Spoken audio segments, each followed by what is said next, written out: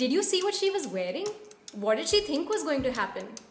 Why do we treat victims of sexual violence as if they brought it on themselves? तुम उसे पसंद करती थी, तुमने उसके साथ फ्लर्ट किया था, and you wanted to have sex with him. So it's obvious that you're guilty. In pre-modern times, victims of rape and sexual violence were often blamed and even punished by the state. In medieval Europe, rape was considered to be a woman's fault if she was attractive because her beauty was so overwhelming as to compel men to rape her.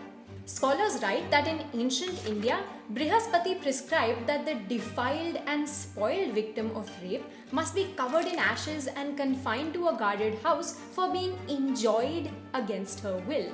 Even when the first modern laws against rape were drafted in 1860, they included clauses specifically centering a woman's character in a rape case because of the fear that women might make false accusations for some ulterior motive. Unfortunately, we haven't left this mindset in the 1800s. Till 2003, the Indian Evidence Act allowed for a more lenient rape sentence if the victim was immoral.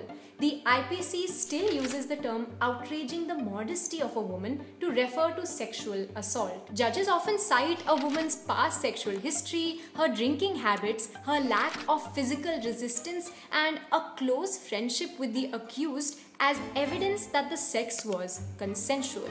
And it's not only the legal system that places unfair importance on the victim's character or behavior. News coverage focuses on where the victim was going or who she was with in ways that communicate that she put herself in danger. But where does this mindset come from? Representation of rape victims in Indian films has also contributed to the view that it's the victim who should be ashamed. In our society, a man's tendency to misbehave is taken for granted. Aggressively pursuing crushes, eve-teasing and stalking are seen as trivial or harmless fun for adolescent boys and young men.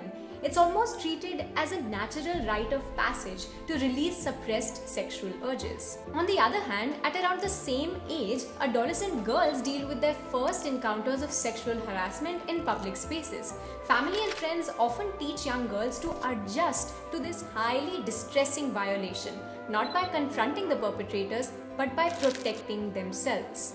We are told to not wear revealing clothes or make eye contact with men or attract unwanted attention from boys. So we grow up believing that if a boy misbehaves, it's our fault for provoking him and failing to protect ourselves.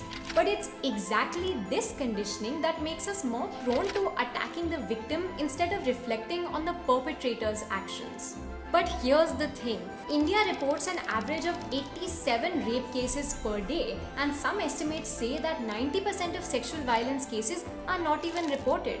So not only is sexual violence rampant in our country, but a culture of victim blaming ends up making the shame and stigma of sexual violence the victims rather than the perpetrators.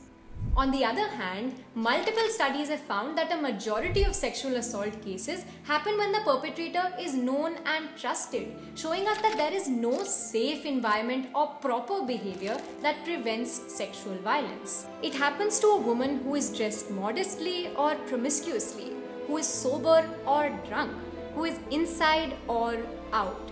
If there's no right way for a woman to behave, then maybe we finally need to understand that she is not the problem.